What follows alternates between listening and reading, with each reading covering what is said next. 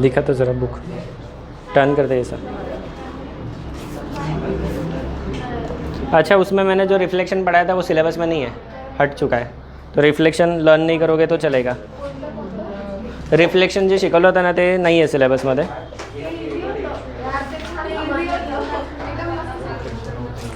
मी काय करू, पण मग ते सिलेबसच असा आहे। आता स्टेशनरी वेव्ह शिकवताना रिफ्लेक्शन कन्सेप्टची गरज पडणार आहे, पण ते कापलेलं आहे। मग मी नाही शिकवलं तर कसं कळायला असतं सांगा। आता मी शिकवेल तुम्हाला लगेच लक्षात येईल। आपले डेंजर लोक आहे बाबा, काय करायचं। एक और डेरिवेशन है भाई, ठीक है। नहीं, ते नहीं करना, ते इम्पोर्टेंट है ना। चलो सुनो, अपना लेसन का नाम है lesson number 6,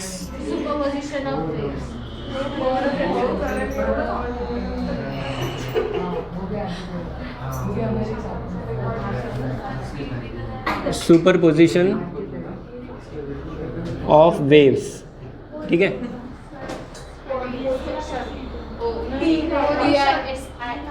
superpose,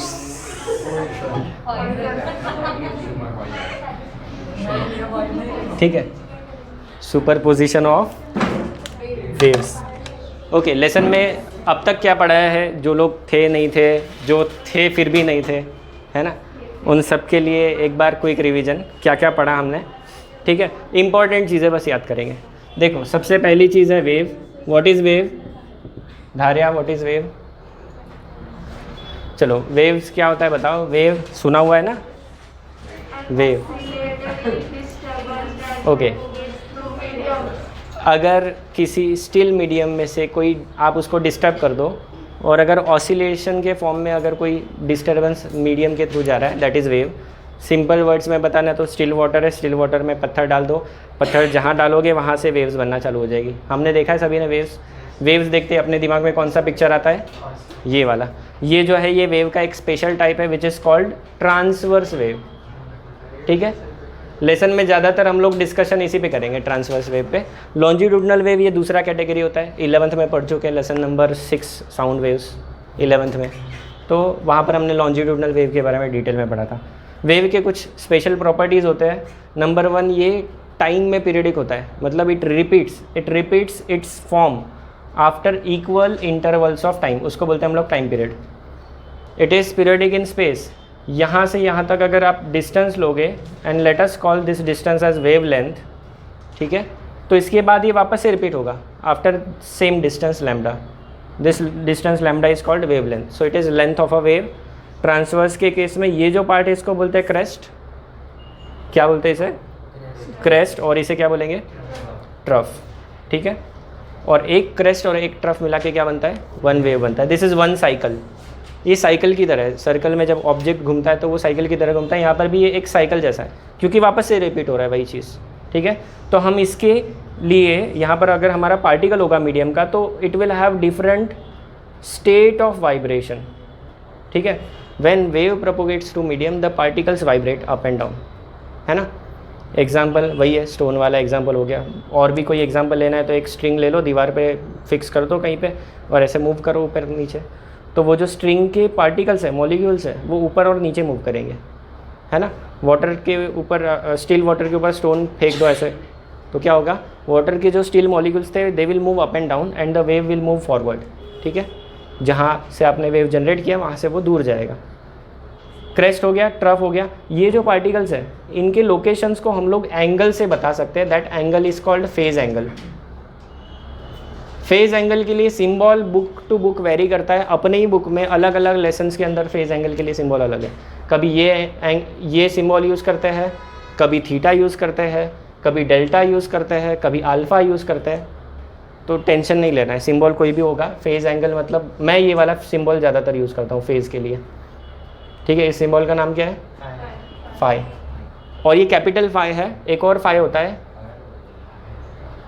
small phi. जैसे कैपिटल ए स्मॉल ए होता है, वैसे ग्रीक लेटर में कैपिटल फाई स्मॉल फाई। तो कई बार फेस के लिए ये यूज़ करते हैं। पिछले वाले डेरिवेशन में हमने ये यूज़ किया था। ठीक है, डेरिवेशन मैं नहीं करा रहा हूँ, उसका वीडियो है वो देख लेना। पिछला वाला। ओके, तो ये हो गया इंपॉर्टेंट चीज़ें जो हमने अब तक पढ़ी थी। उसके बाद वेव्स जो है इनका हमने रिफ्लेक्शन पढ़ा था। वेव्स क्या है ये तो हमें पता है, ठीक है। अब ये जो वेव्स है, for example sound is a wave, ठीक है।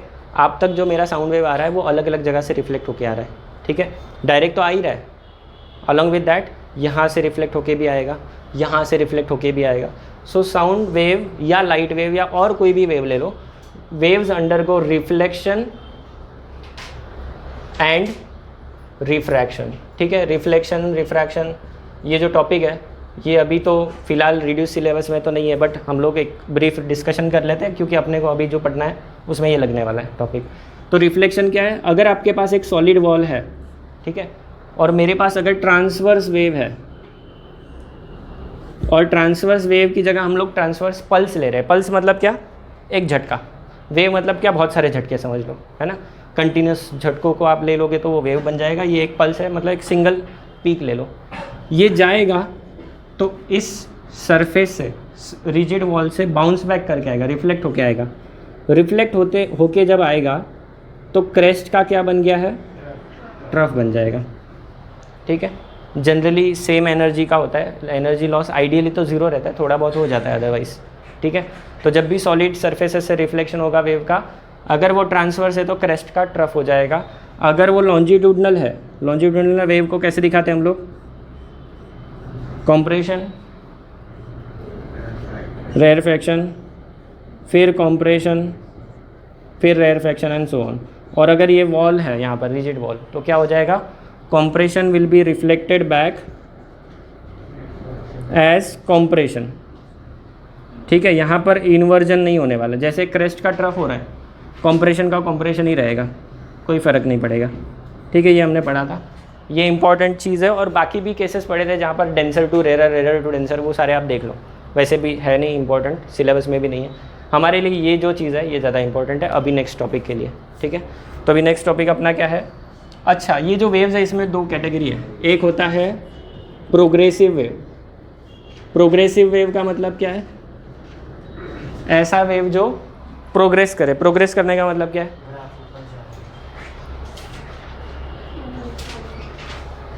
एक पॉइंट से सही भी है और गलत भी है। प्रोग्रेस का मतलब क्या होता है, आगे जाना, है ना। ग्राफ ऊपर जाना वो तो ठीक है, आपके स्टडी के केस में होगा, बट इन जनरल प्रोग्रेस का मतलब क्या है, आगे जाना। वेव्स क्या करेंगी, आगे जाएगी किसमें, मीडियम के अंदर, ठीक है।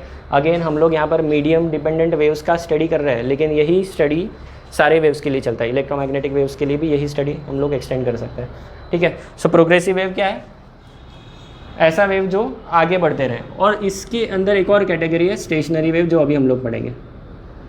स्टेशनरी वेव्स कैसे वेव्स होते हैं, जो आगे ना बढ़े, ठीक है। स्टेशनरी मतलब स्टिल और एट रेस्ट, है ना। सोचो वेव भी है और रेस्ट पे भी है ना। थोड़ा अजीब सा लग रहा है, वेव भी है और रेस्ट पे कैसे, तो देखते हैं कैसे।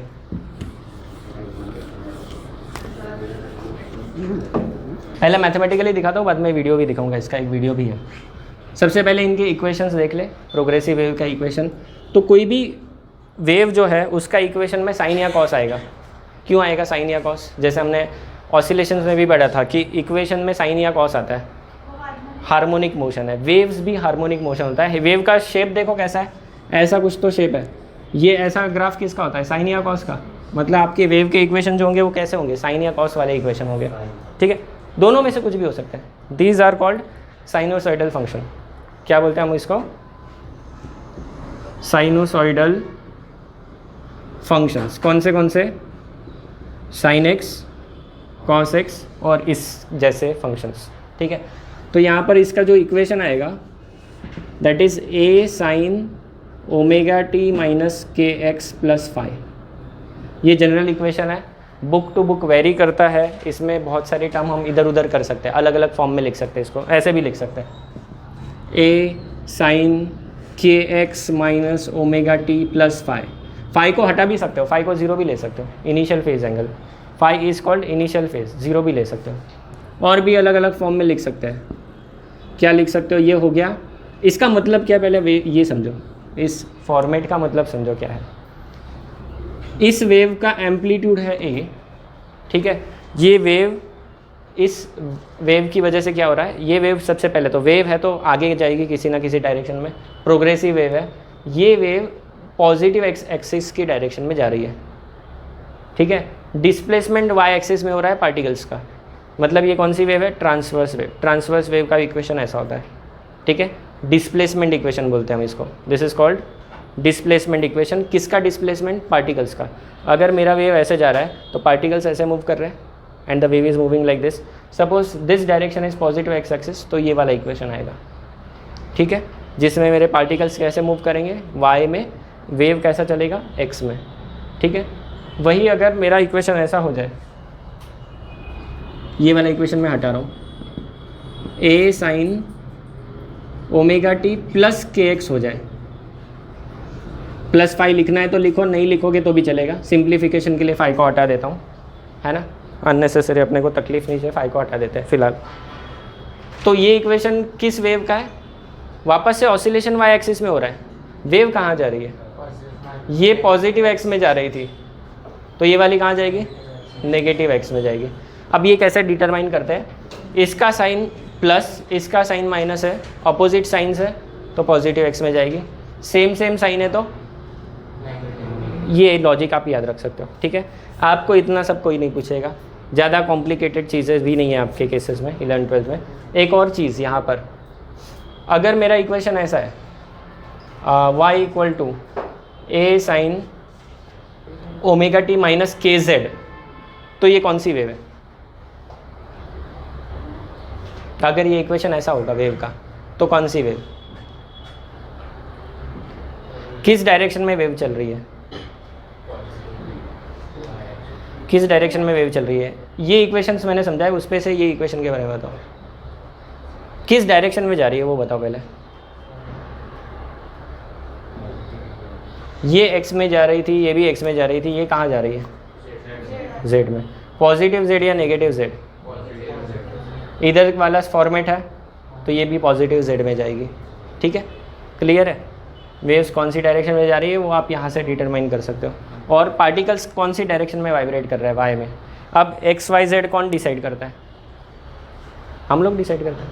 तो वेव के इक्वेशन कौन से लिखना है ये अपने को फ्रीडम है, वेव को देख के आपको डिसाइड करना है कि उसका इक्वेशन क्या होगा, ठीक है। ट्रांसवर्स वेव्स के केस में अगर वाई में ऑसिलेशन हो रहा है तो एक्स या जेड में अपना वेव जाएगा, एक्स में ऑसिलेशन हो रहा है तो ये लॉजिक तुमको पता है, क्योंकि वो परपेंडिकुलर होना चाहिए ना, ऐसा नहीं होगा कि इधर वाई और इधर वाई, ऐसा नहीं हो सकता, ऐसा कब होगा ना, इस केस में नहीं हो सकता, ठीक है। तो ये कुछ चीज़ें याद रखो वेव्स के बारे में। तो हम सिमिलर काइंड ऑफ इक्वेशन देखेंगे। स्टेशनरी वेव जो है, अच्छा इस प्रोग्रेसिव वेव में दो टर्म है, if you look at the terms there are two terms, plus वो कुछ कॉन्स्टेंट्स भी हो सकते हैं, फाई वगैरह। ये जो दोनों टर्म है, इसमें ये जो टर्म है this is time dependent part. Time dependent मतलब क्या, टाइम के साथ वेव में जो चेंजेस आएंगे या पार्टिकल के मोशन में जो चेंजेस आएंगे वो ये बता रहा है। ये क्या बता रहा है, पोजीशन और स्पेस डिपेंडेंट। स्पेस डिपेंडेंट मतलब ऑब्जेक्ट या वेव जो है, ऑब्जेक्ट नहीं वेव जो है वो आगे जा रहा है, इसलिए यहाँ पर स्पेस डिपेंडेंट पार्ट आ रहा है, ठीक है। अगर मेरा कोई ऐसा वेव होता जो एक ही जगह पे है, रुका हुआ है, तो उसमें टाइम वाला तो पार्ट आता, क्योंकि वेव है तो वो मूव करना चाहिए, टाइम के साथ मूव करना चाहिए, बट ये जो एक्स वाला पार्ट है वो मिसिंग रहता, क्योंकि एक्स क्या बता रहा है, वेव आगे जा रही है एक्स में, ये आगे या पीछे, एक्स डायरेक्शन में जा रही है, वाई में जा रही है, जेड में जा रही है, वो यहाँ से पता चलता है स्पेस पार्ट से। स्पेस पार्ट एब्सेंट है मतलब मेरा वेव कैसा होगा, स्टेशनरी होगा, ठीक है। स्टेशनरी वेव कैसा होता है वो भी दिखाऊंगा तुमको, अपनी लाइफ में ईजीली नहीं दिखता है ना, नॉर्मली दिखता नहीं है स्टेशनरी वेव, तो मैं इसके एक्सपेरिमेंट्स कुछ दिखाऊंगा वीडियो में, कर नहीं सकते हम लोग, अगेन थोड़ा सा एडवांस टाइप के एक्सपेरिमेंट है। तो स्टेशनरी वेव क्या है, तो इसका इक्वेशन ऐसा दिखेगा कुछ, तो ए साइन ओमेगा टी, बस खत्म। के एक्स वाला पार्ट नहीं होगा, ओमेगा टी प्लस कॉन्स्टेंट्स हो सकता है, एक्स वाला पार्ट या फिर जो स्पेस वाला पार्ट था वो गायब है। So such kind of wave is called stationary wave. कैसे बनती है, क्या होता है वो समझेंगे, इसके एग्जांपल पहले बताता हूँ। तो इसका एक एग्जांपल ये है, सोनोमीटर। ये सुना हुआ है क्या तुमने, ये तुम्हारे फिज़िक्स लैब का एक्सपेरिमेंट है। अगर फॉर्चुनेटली तुमको कराया तो तुम्हें ये देखने मिलेगा सोनोमीटर कैसा होता है। सिंपल है, घर में बना सकते हो। आपको थोड़ी सी लकड़ी चाहिए, लकड़ी का बॉक्स रहता है ऐसा, ठीक है, लकड़ी का बॉक्स, वुडन बॉक्स, ठीक है। इसके ऊपर कुछ शार्प नाइफ एजेस जैसा ऑब्जेक्ट होता है। नाइफ एजेस मतलब होता क्या है, लकड़ी का एक ऑब्जेक्ट होता है जिसको शार्प टिप्स होता है, ठीक है। So this is called knife edge, ठीक है। ये ऐसे ट्रायंगुलर रहता है। दूसरा यहाँ पर एक ट्रायंगुलर ऑब्जेक्ट रख दो, this is second knife edge. और यहाँ पर इस पॉइंट पे आपको फिक्स कर देना है, इस पॉइंट पे आपको क्या करना है, एक रोप को फिक्स कर देना है। उस रोप को यहाँ से कनेक्ट कर दो, रोप नहीं, एक मेटल का वायर लेते हैं हम लोग। Then we connect that wire from this point to this point, and then यहाँ पर एक पुली रहता है, उस पुली के थ्रू यहाँ पर हम एक वेट लगाते हैं। तो हम करते क्या है, बेसिकली एक गिटार बनाया हुआ है, ये गिटार ही है छोटा सा, आप ऐसे समझ लो कि it's a small guitar. Hollow wooden box इसलिए कि एकॉस्टिक साउंड एम्पलीफिकेशन के लिए, मतलब आवाज़ बड़ा आना चाहिए अपने को। यहाँ पर वेट लगाया so that we can adjust the tension in the string. और ये जो पार्ट है यहाँ से यहाँ तक, दिस इज़ वाइब्रेटिंग लेंथ। और हम लोग करेंगे क्या, एक ट्यूनिंग फोर्क का यूज़ करेंगे। ट्यूनिंग फोर्क देखा है कभी? ट्यूनिंग फोर्क देखा है सभी ने? तो ट्यूनिंग फोर्क होता क्या है, घंटी जैसा होता है, ऐसा छोटा सा यू शेप का हैंडल वाला, उसको ऐसे बजाओ तो घंटी जैसा बजता है, ठीक है। उसको बजा के यहाँ पर टच करना है या फिर इसके नज़दीक रख देना, इस वुडन बॉडी को टच करना है, जिससे उसके जो वाइब्रेशंस है, साउंड वाइब्रेशंस, वो इसके अंदर प्रोड्यूस हो जाएंगे। And that vibration will cause vibration this string. So basically हम लोग किसी तरीके से उस स्ट्रिंग को वाइब्रेट कर रहे हैं। जैसे ही इस स्ट्रिंग के अंदर वाइब्रेशन प्रोड्यूस हो जाएंगे, ठीक है, इस लेंथ को अगर वो वाइब्रेशन का फ्रीक्वेंसी मैच हो जाए, you will notice that there will be some looping like structure, इस तरह के कुछ वेव्स बनेंगे। तो ये जो वेव्स है, these are called stationary waves. ये मैं दिखाऊंगा, इसका वीडियो है यूट्यूब पे, वो दिखाता हूँ अभी आपको, ठीक है। ये क्लियर है? तो स्टेशनरी वेव। अब ये बनते कैसे देखो, यहाँ दो जगह पर फिक्स्ड एंड्स है ना। हमारा जो स्ट्रिंग है उसको दो जगह फिक्स किया हुआ है यूजिंग दिस नाइफ एजेस। तो बेसिकली यहाँ पर हो क्या रहा है, the sound wave is moving forward as well as backward. या फिर आपकी जो स्ट्रिंग वेव है, स्ट्रिंग के अंदर वेव्स प्रोड्यूस हो रहा है, so those string waves are moving forward once, then they are getting reflected at this end और वापस से जा रहे हैं। So forward backward. तो होता ये है, अगर अब इसको थेरोटिकली समझाता हूँ ये चीज़ को। सपोज़ मेरे पास ऐसा कुछ तो है, एक वॉल यहाँ पर है, एक वॉल यहाँ पर है, और ये मेरे पास एक स्ट्रिंग है, दोनों वॉल पर फिक्स्ड है, ठीक है। और मैंने किसी तरीके से इस स्ट्रिंग के अंदर ऑसिलेशंस प्रोड्यूस कर दिया। तो लेट अस से ये मेरी पहली वेव है जो गई, ये फॉरवर्ड वेव है, ठीक है, and it's a progressive wave. कौन सी वेव है? प्रोग्रेसिव वेव है। लेकिन अभी प्रोग्रेसिव वेव को आगे जाने के लिए मीडियम यहाँ पर ख़त्म हो चुका है इस पॉइंट पे। तो इस पॉइंट पे इस वेव के साथ क्या होगा, ये फॉरवर्ड मूविंग वेव थी, इस पॉइंट पे क्या हो जाएगा, वेव रिफ्लेक्ट हो जाएगी। रिफ्लेक्ट होते वक्त क्रेस्ट का क्या हो जाता है, क्रेस्ट का हो जाएगा ट्रफ। क्या फ्रीक्वेंसी या टाइम पीरियड या वेवलेंथ में कोई बदल आएगा? नहीं, सिर्फ उसका डायरेक्शन में चेंज आएगा। तो ये रिफ्लेक्टेड वेव। फिर ये रिफ्लेक्टेड वेव इस पॉइंट पे क्या होगी, वापस से रिफ्लेक्ट होगी। रिफ्लेक्ट होते ही वापस से कैसी वेव बनेगी, ये वाली बन जाएगी। फिर ये वापस से ऐसी, फिर ये ऐसी, and this will go on. तो जो वेव है वो इधर से इधर जंप कर रही है, बैक एंड फोर्थ। जो ओवरऑल वेव बनेगी that will look something like this. You will see loops in that wire. हाँ, यहाँ देखो, यहाँ पर पार्टिकल जो है it is virtually at rest. This point is called node. इसको क्या बोलते हैं, नोड। दिस पॉइंट, यहाँ पर जो वेव, जो स्ट्रिंग है, स्ट्रिंग के पार्टिकल्स इतना मूव कर रहे हैं, तो यहाँ पर एम्पलीट्यूड सबसे ज़्यादा है, इस पार्टिकल का एम्पलीट्यूड सबसे ज़्यादा है। This is called anti node. So you will notice that the string is divided into alternate node, antinode, node, antinode, node and so on. Such a wave is called stationary wave. ठीक है, दिखती कैसी अभी देखते हैं YouTube पे। मैं तुमको एक लिंक शेयर करता हूँ, देखो। एक डेरिवेशन संपूर्ण जामक.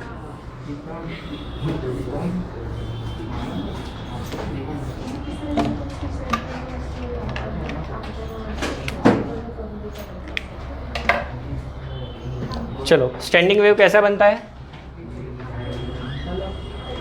दो रिजिड वॉल्स के बीच में आपके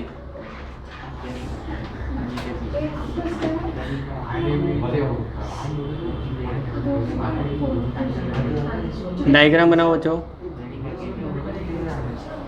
हेडिंग दे दो. हेडिंग क्या दोगे? Analytical treatment.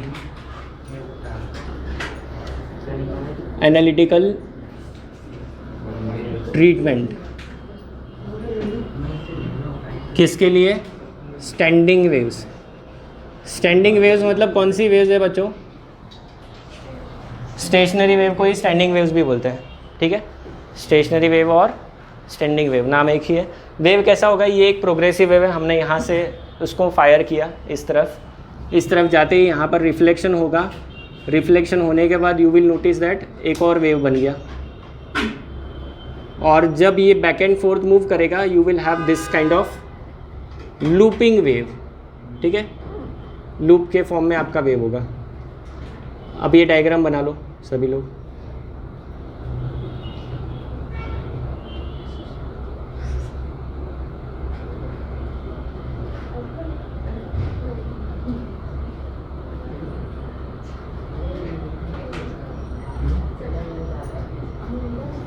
बातें नहीं करना है, फटाफट से काम करो.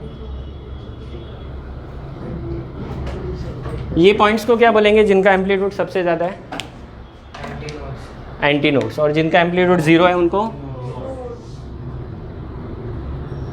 नोड्स. Anti nodes.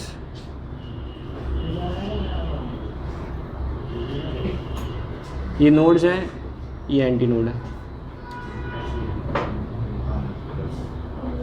ठीक है, और एंड पॉइंट्स पर हमेशा नोड्स होंगे क्योंकि एंड पॉइंट्स फिक्स है ना, दोनों एंड्स फिक्स है तो यहाँ पर हमेशा नोड होंगे. ये याद रखो. ठीक है, ये हमने स्ट्रिंग वेव लिया है बट जो हम मैथमेटिकल इक्वेशन लिखने वाले वो किसी भी प्रोग्रेसिव वेव के लिए चलता है. ठीक है, सो अभी जो डेरिवेशन करेंगे स्ट्रिंग के लिए कर रहे हैं बट इट इज़ जनरल क्योंकि इक्वेशन जो है वो जनरल टाइप का है. सो इक्वेशन लेके चलेंगे y इक्वल टू, ये हमारा फर्स्ट वेव है जिसका डिस्प्लेसमेंट होगा y1 equal to a sine 2 pi nt minus x by lambda. nt minus x by lambda, ये हो गया आपका first wave.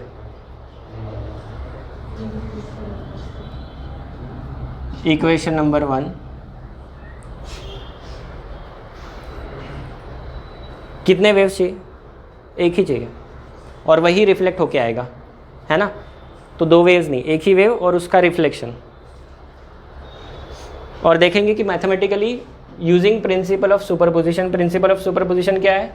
Resultant displacement will be sum of two displacements. 2 है तो 2, 3 है तो 3, जितने उतने ऐड करने. चलो लिखा इक्वेशन. तो अभी हम लोग क्या कर रहे हैं? हम लोग देखेंगे कि अगर एक फॉरवर्ड मूविंग प्रोग्रेसिव वेव, ये कौन सी वेव है देख लो. मैंने तो ये वाला इक्वेशन बताया नहीं था, मैंने ऐसा इक्वेशन बताया था a sign omega t minus के एक्स. अब मुझे बताओ ओमेगा और जो फ्रीक्वेंसी है उसमें रिलेशन होता है 2 पाई times frequency. n is the frequency. सही बात है, ये फॉर्मूला पता है. और जो k है इसके लिए भी एक फॉर्मूला है 2 पाई बाय लैम्डा. ठीक है, k is called wave propagation constant. इसमें ये जो k आता है this is called wave propagation constant. इसके पीछे का जो बेसिक फिजिक्स है वो बहुत लंबा है, उस पर नहीं जाएंगे. This is called wave propagation constant which is 2 pi by lambda. ये दोनों वैल्यू में अगर यहाँ डाल दूँ तो 2 पाई कॉमन आ जाएगा बाहर. इधर बचेगा nt और इधर बचेगा k by lambda, x by lambda. k का वैल्यू कितना है? 2 पाई बाय लैम्डा है. 2 पाई बाहर चला गया तो x बाई लैम्डा बचेगा. तो ये इक्वेशन आता है.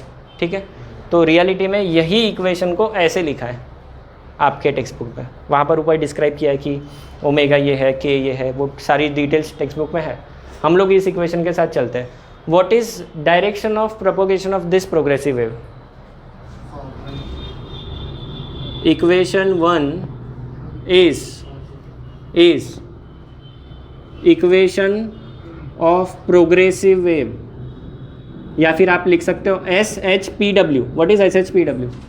Simple harmonic progressive wave. कौन सा इक्वेशन है? Simple harmonic progressive wave. और travelling in which direction? Travelling in positive x direction. कैसे पता चल गया? इधर x है, ठीक है, ये एक पॉजिटिव साइन, ये नेगेटिव अपोजिट साइन है, मतलब पॉजिटिव डायरेक्शन में जा रहा है, पॉजिटिव एक्स एक्सिस में. Reflected wave, it's reflected wave. Reflected wave कैसा जाएगा? इधर साइन चेंज हो जाएगा बस. तो y2 इक्वल टू क्या हो जाएगा? एम्पलीट्यूड में कोई फर्क आएगा क्या रिफ्लेक्शन के बाद? आइडियली नहीं आना चाहिए, आइडियली नहीं आएगा. Sign 2 pi NT plus x upon lambda. ये इक्वेशन नंबर 2 समझ में आया. अब कौन सा प्रिंसिपल लगाएंगे? Principal of superposition by applying principal of superposition. एक याद करो, हमने कई जगह पे ऐसे एनालिटिकल ट्रीटमेंट वाले डेरिवेशन किए इससे पहले के लेसन्स में भी, ठीक है. सब डेरिवेशंस के स्टेप्स काफ़ी हद तक सेम है. एग्ज़ाम में जब आ जाएगा क्वेश्चन तो आप गड़बड़ करोगे. तो आपको स्टार्टिंग इक्वेशंस याद रखना है. स्टार्टिंग इक्वेशंस याद रख लिए तो आगे का आपको मैथमेटिक्स आ जाएगा. उतना तो आपका मैथ्स अच्छा है सबका, ठीक है. देखो अब इन दोनों को ऐड करेंगे तो क्या हो जाएगा? y equal to y1 plus y2. This will be the resultant wave. दोनों का मिला के, अब दोनों को मिलाएंगे मतलब हम दोनों को ऐड कर देंगे. यहाँ पर ही ऐड कर देते हैं. y इक्वल टू a पहला इक्वेशन प्लस दूसरा इक्वेशन साइड बाई साइड लिख लो. a sine 2 pi NT minus x by lambda plus a sine 2 pi NT plus x by lambda. यहाँ तक लिख लो. अब इसके आगे होता है स्टेप ट्रिग्नोमेट्रिक फंक्शंस यूज़ करने का. आपको देख के बताना है कि कौन सा फंक्शन यहाँ पर लगाएंगे. मुझे ऐसा कुछ दिख रहा है, sine of a plus b और plus sine of a minus b, ये फॉर्मेट दिख रहा है. आपको दिख रहा है क्या ये फॉर्मेट? अब इसका फॉर्मूला मेरे को नहीं आता क्योंकि मेरा मैथ्स अच्छा नहीं है, तो इसका फॉर्मूला आप बताओ मुझे.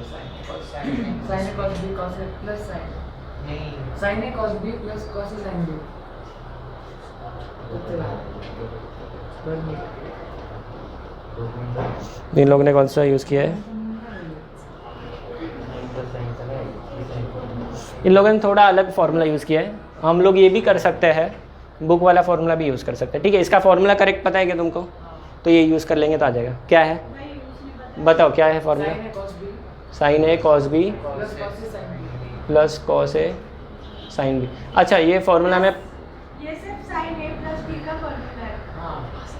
अरे तो c plus sin b.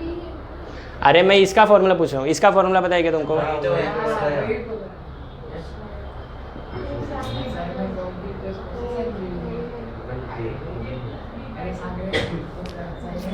Sir sin a plus b का वही होता है. c plus b तो जाती है plus b. ठीक है, जाने दो. तुमको कौन सा पता है वो बताओ. तुमको कौन सा पता है वो बताओ. साइन मतलब साइन सी प्लस डी, ठीक है, कुछ भी बोलो. हाँ ठीक है, क्या फॉर्मूला है? Sine a cos b plus cos b cos, ठीक है. अगर ये यूज़ करेंगे तो अपना equation sine of a plus b expand हो जाएगा, लंबा हो जाएगा ज़्यादा, ठीक है. ठीक है, कोई दिक्कत नहीं, वही यूज़ कर लेते हैं. ते हेच आहे पण हेच फॉर्म्युला आहे तो.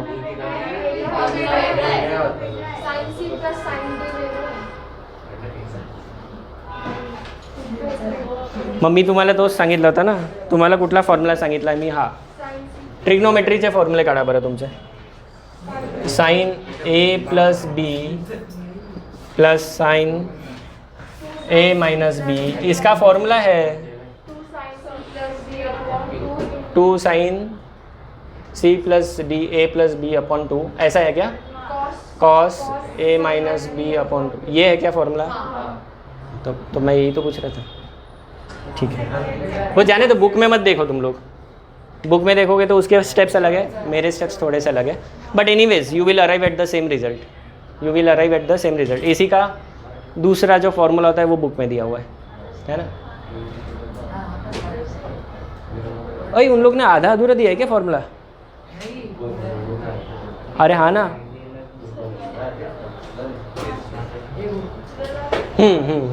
यहाँ पर ऐसा होना चाहिए, sign A plus sine B, ये फॉर्मूला है, एक्चुअल फॉर्मूला ये है, और मैंने जो दिया था उसका अलग फॉर्मूला है, वो अभी तुम लोगों को नहीं पता है तो एनीवेज जाने दो, इसका यूज़ कर लेते हैं।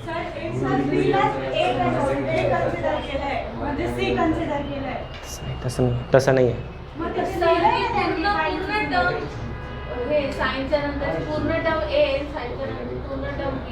हो ना, हो ना, हां, पण मी तुम्हाला दुसरा फॉर्म्युला सांगत होता, मी जो सांगतो तो वेगळा आहे, बट जाऊ द्या, हा बरोबर आहे ना, हा बुकमध्ये दिलेला। सी डी पाहिजे तर सी डी घ्या बरं, सी डी लिहून टाकतो बस का,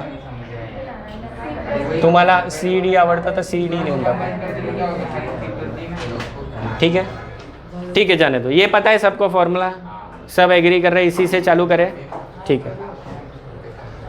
तो ये डालते हैं यहाँ पर y equal to A sine, अच्छा पहले देख लो, a तो कॉमन है, बाहर निकाल लो, साइन इसको a ले लो, इसको पूरे ब्रैकेट को b ले लो, तो या फिर c और d, इस पूरे ब्रैकेट को ले लो c, इस पूरे ब्रैकेट को ले लो d, ठीक है। अब फॉर्मेट के हिसाब से आ रहा है, sine c plus sine D is two sine c plus D by two cos c minus D by two, ये फॉर्मेट के हिसाब से आ रहा है। तो अब क्या करेंगे, a साइन,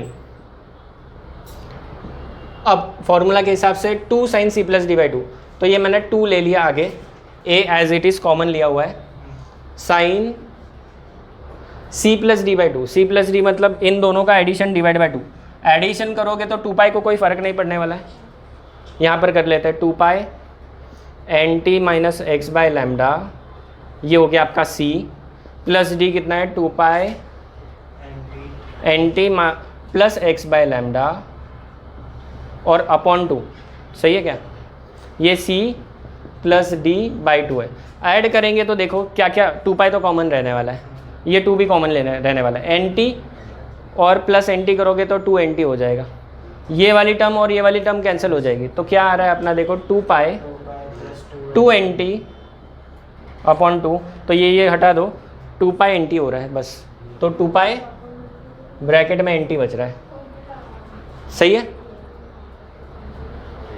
क्या हुआ, समझ में आ रहा है क्या, cos c minus D by to, अब दोनों को माइनस करोगे तो इधर माइनस कर लो, c minus D by to में इधर माइनस करोगे तो ये वाली टर्म गायब, माइनस माइनस ये, ठीक है, और वो कॉस के अंदर है तो सीक्वेंस उल्टा कर दो तो कोई फ़र्क नहीं पड़ता है, तो कॉस ऑफ ये माइनस ये करोगे तो ये टर्म ऐड हो जाएगी, x बाई लैम्डा का डबल हो जाएगा, so this will B 2x by lambda, ठीक है, ये हो गया इन दोनों का 2 पाई एज इट इज़, और अपॉन में जो 2 था वो भी एज इट इज़, तो वो 2 और ये 2 कट हो जाएगा, समझ में आया। कैलकुलेशन करके देखना, नहीं समझ में आ रहा है तो क्या करना है, ये c है ये d है, दोनों को एक बार ऐड करो, डिवाइड बाई 2 करो, दूसरे में सब्ट्रैक्ट करो, डिवाइड बाई 2 करो। Now look at this equation, इसको थोड़ा और सिंप्लीफाई कर सकते हैं क्या, एक टाइम वाला टर्म है उसको साइड में ले लेते हैं, 2a cos 2 pi x by lambda, ये पूरा एक टर्म, दूसरा टर्म है साइन 2 पाई एन टी, ये टाइम फंक्शन है, ये कुछ तो स्पेस का फंक्शन दिख रहा है, ठीक है, यस और नो, हाँ ठीक है। अब इस पूरे इक्वेशन को हम लोग a कंसीडर कर ले या r, कुछ तो कंसीडर करते हैं, अपने टेक्स्ट बुक में a लिया है r लिया है, a ले लिया तो इसको कैपिटल A बोल देते हैं, ठीक है, साइन 2 पाई एन टी, ठीक है, यहाँ पर मैं साइड में लिख देता हूँ, लेट a इक्वल टू क्या, ये वाली term 2a cos 2 pi x by lambda, ठीक है। अब हमारा जो इक्वेशन है, ये वाला इक्वेशन, मैंने क्या किया है, इस पूरे टर्म को a लिख दिया है, a ये कांस्टेंट नहीं है, देख लो, बट ये टाइम के साथ चेंज भी नहीं हो रहा है, टाइम के साथ चेंज नहीं हो रहा है, पोजीशन के साथ चेंज हो रहा है. So it is function of x not of time. So आप इसको कांस्टेंट ले सकते हो, बट कांस्टेंट विथ टाइम है, नॉट कांस्टेंट विथ पोजीशन. मैं क्या बता रहा हूँ, अभी भूल जाओ स्टेशनरी वेव, हम लोग प्रोग्रेसिव वेव्स का काम कर रहे हैं. रिजल्ट क्या आ रहा है उसका डिस्कशन करेंगे. 2 प्रोग्रेसिव वेव है, एक ऐसा जाने वाला है, एक रिफ्लेक्ट होकर आने वाला. दोनों को हमने मैथमेटिकली ऐड किया, ये फंक्शन आ रहा है जिसमें ये जो ए है ये टाइम के साथ चेंज नहीं हो रहा है. So we can consider this as constant for this function. ठीक है, ऑब्वियसली ये ए जो है वो टाइम के साथ चेंज नहीं हो रहा है, बट लोकेशन के साथ अलग अलग वैल्यूज़ है उसकी, है ना. लोकेशन के साथ उसकी वैल्यूज़ अलग है, बट टाइम के साथ चेंज नहीं हो रहा है. So we can consider this as constant. If you look at this kind of equation, ये किसका इक्वेशन है? It is equation of simple harmonic oscillation. अगर मैं 2πn को ओमेगा लिख दूँ तो ये कौन सा इक्वेशन है? ए साइन ओमेगा टी वाला इक्वेशन है. So this is equation of a wave which is not moving anywhere, क्योंकि के एक्स गायब है. इस वेव के आर्ग्यूमेंट में से एक्स गायब है ही नहीं. मतलब ये ऐसा वेव है जो कहीं पे नहीं जा रहा है. So it's a equation of stationary wave. So this is equation of wave which is stationary, मतलब जो कहीं पे भी नहीं जा रहा है ना, which is not propagating with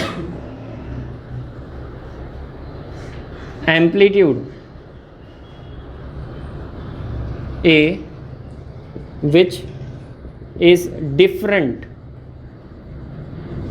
at different locations. हर एक लोकेशन पे अलग अलग एम्पलीट्यूड वाला वेव बन रहा है हमारे पास. तो ये वेव को अगर आप प्लॉट करोगे तो ऐसा वेव बनेगा. ठीक है, मैक्सिमम कहाँ होगा तो आप इसमें डाल सकते हो वैल्यूज़. कौन से पोजीशन के लिए मैक्सिमम कॉस की वैल्यू होगी, कौन से पोजीशन के लिए मिनिमम होगी, वो मैक्सिमम मिनिमम वाले केसेस इसके बाद करेंगे. एक और ऑब्जर्वेशन है यहाँ पर देख सकते हो आप इस डायग्राम में, जो 2 एंटी नोड्स है इनके बीच का डिस्टेंस कितना वेवलेंथ होगा. If you consider this as one wave, this is a half wave. तो 2 नोड के बीच का डिस्टेंस या 2 नोड एंटी नोड के बीच का डिस्टेंस होता है हाफ ऑफ द वेवलेंथ. अब हम लोग ये प्रूव करेंगे. क्या प्रूव करेंगे? From these equations only. ये स्टेशनरी वेव का इक्वेशन है, तो स्टेशनरी वेव जैसा सारे रिजल्ट्स आने चाहिए. तो वेरीफाई करेंगे कि डायग्राम में जो वेव बनाया है वैसा ही रिजल्ट्स आ रहेगा यहाँ पर मैथमेटिक्स से, है ना. ये मैथमेटिक्स है, ये एक्सपेरिमेंट नहीं है. एक्सपेरिमेंट वो है जिससे वैसा वेव बन रहा है. वेव बता रहा है कि 2 नोड्स के बीच का डिस्टेंस या 2 एंटी नोड के बीच का डिस्टेंस λ/2 है. नोड और एंटी नोड के बीच का डिस्टेंस कितना होगा?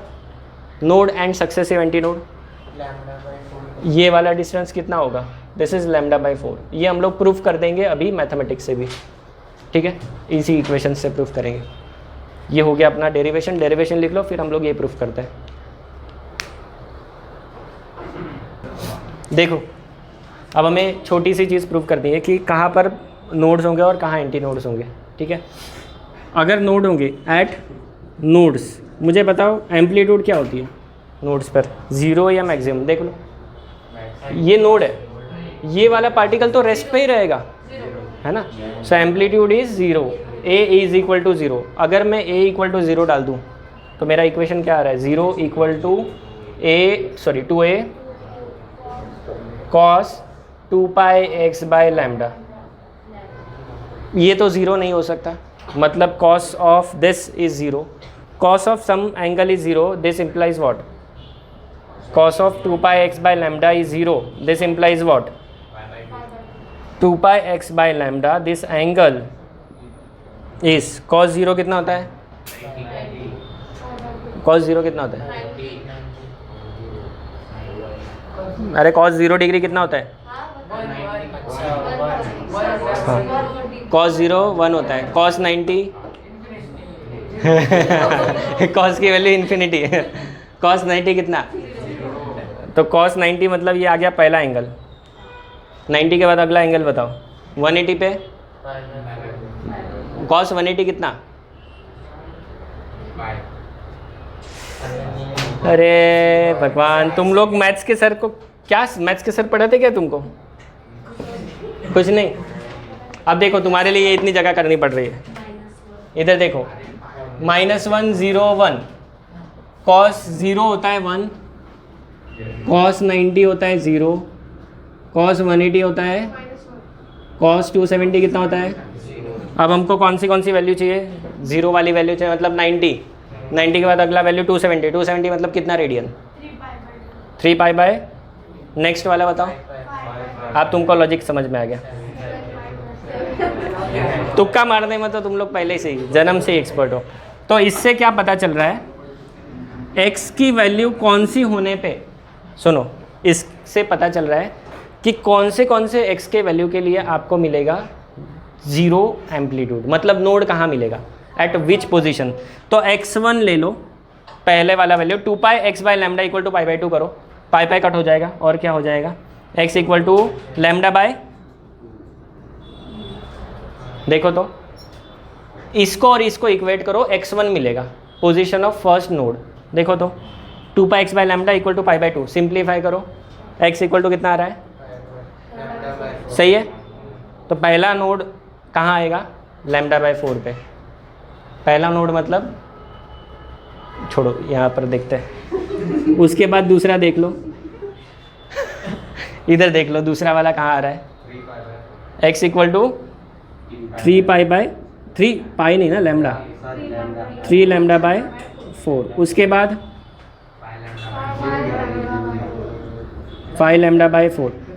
अब दो सक्सेसिव, उधर मत देखो अभी, वो वेव इक्वेशन अलग है, ये वेव इक्वेशन अलग है, उसके ग्राफ्स अलग आएंगे, ठीक है। यहाँ देख लो, दो नोड्स के बीच का डिस्टेंस निकालो, distance between any two nodes, x2 minus x1 कर लो, कितना आ रहा है?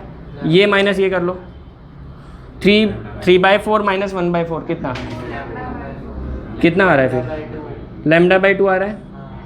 ये देख लो, x3 माइनस x2 कितना आ रहा है? क्या आ रहा है? लैम्डा बाई 2 आ रहा है क्या? तो क्या समझ में आया? Any two nodes are separated by a distance of, सही है क्या? ठीक है, भले ही अपनी वेव में मैच ना करे, क्योंकि मेरी वेव अलग है, ये मैथमेटिकल वेव थोड़ी सी अलग है ना, इक्वेशंस अलग है। अगर मैं कॉस के इक्वेशन से शुरू करता तो मेरे सारे रिजल्ट्स उससे मैच कर जाते हैं, ठीक है। और मैंने आपको बताया कि साइन का लिखो या कॉस का लिखो, फ़र्क कुछ नहीं पड़ता। आगे अगर मैं यहाँ पर मैंने क्या लिया था? नोड्स लिया। नोड्स लेते वक्त मैंने a इक्वल टू कितना लिया? एंटी नोड लेते वक्त a इक्वल टू कितना लूँ? सोच लो, इसकी वैल्यू कितना लेना चाहिए नोड्स के लिए? मैक्सिमम कितना हो सकता है? इसकी मैक्सिमम वैल्यू कितनी हो सकती है? इसकी 1 हो जाएगी, तो इसकी वैल्यू मैक्सिमम कितनी हो जाएगी? 1 इंटू 2a इज़ 1, कितना? 2a, 1 into 2a is 2a। तो एट, यहाँ लिख लो, एट एंटी नोड्स a का वैल्यू कितना लेंगे? 2a लेंगे, प्लस और माइनस 2a लेना चाहिए, प्लस और माइनस 2a लेना चाहिए, ठीक है। मैं प्लस और माइनस नहीं ले रहा हूँ, छोड़ो, कैलकुलेशन में कोई फ़र्क नहीं पड़ जाएगा। So 2a equal to 2a cos 2 pi x by lambda, ये कट हो जाएगा, इधर 1 आ जाएगा, या प्लस और माइनस 1 आ जाएगा। Cos 2 pi x by lambda equal two plus और माइनस 1, या फिर सिर्फ 1 लिख लो। 1 कब होता है? 0 पे होता है क्या? 2 pi x by lambda equal to 0 pi 2 pi 3 pi n pi. फिर इस पे से x1 निकाल सकते हो, ऐसे ही x1 निकालना है तो दिस इक्वल टू दिस कर दो, x1 इक्वल टू कितना? 0। मतलब 0 पे काम क्या मिल जाएगा हमें? एंटी नोड मिल जाएगा 0 पे। ये वाली वेव का, ये मैथमेटिकल वेव है, ठीक है। अगर मैं इसको कॉस फंक्शन लेता तो ये जो मैंने बनाई हुई वेव है, स्ट्रिंग वेव, वो और मेरा जो रिज़ल्ट है वो बिल्कुल एकदम सुंदर मैच हो जाता है। बट मैंने नहीं लिया क्योंकि अपने टेक्स्ट बुक में नहीं है, ठीक है। आप कर सकते हो, मैथमेटिकली करो, इतना तो मैथ्स पढ़ा ही दिया मैंने। x2 बताओ, what is position of next anti node? x2, इन दोनों को कंपेयर कर लो, लैम्डा बाई 2 पे आ रहा है, पहला वाला 0, दूसरा लैम्डा बाई 2, डिफरेंस कितना? दो एंटी नोड के बीच का डिस्टेंस भी लैम्डा बाई 2 आया। तीसरा भी चेक कर लो, इसको और इसको चेक कर लो, कितना आ जाएगा, 2 pi cut, x equal to lambda 0, lambda by 2 lambda, lambda और लैम्डा बाई 2 का डिस्टेंस कितना, डिफरेंस करो, लैम्डा माइनस लैम्डा बाई 2, वापस से लैम्डा बाई 2 ही आएगा। हर एंटी नोड का separation lambda by 2, her node का सेपरेशन लैम्डा बाई 2, जो आना चाहिए वही आ रहा है। मतलब ये जो इक्वेशन मैंने बनाया है, these are stationary wave equations, ठीक है। कहाँ कहाँ नोड आएंगे, कहाँ कहाँ एंटी नोड आ गया, ये समझ में आ गया। इक्वेशंस हमने टेक्स्ट बुक वाले यूज़ किए, इसलिए ऐसे रिजल्ट्स आ रहे हैं, ठीक है। दूसरी चीज़, इसको छोटा और आसान कर सकते अगर वो लोग करना चाहते तो, यहाँ पर ओमेगा टी माइनस के एक्स लिख देते तो भी सेम ही रिजल्ट आता। अननेसेसरी इतना डेंजर दिखता नहीं इक्वेशन, बट उनको तुमको डराना इसलिए ऐसे इक्वेशंस दिए, ठीक है। तो मेरी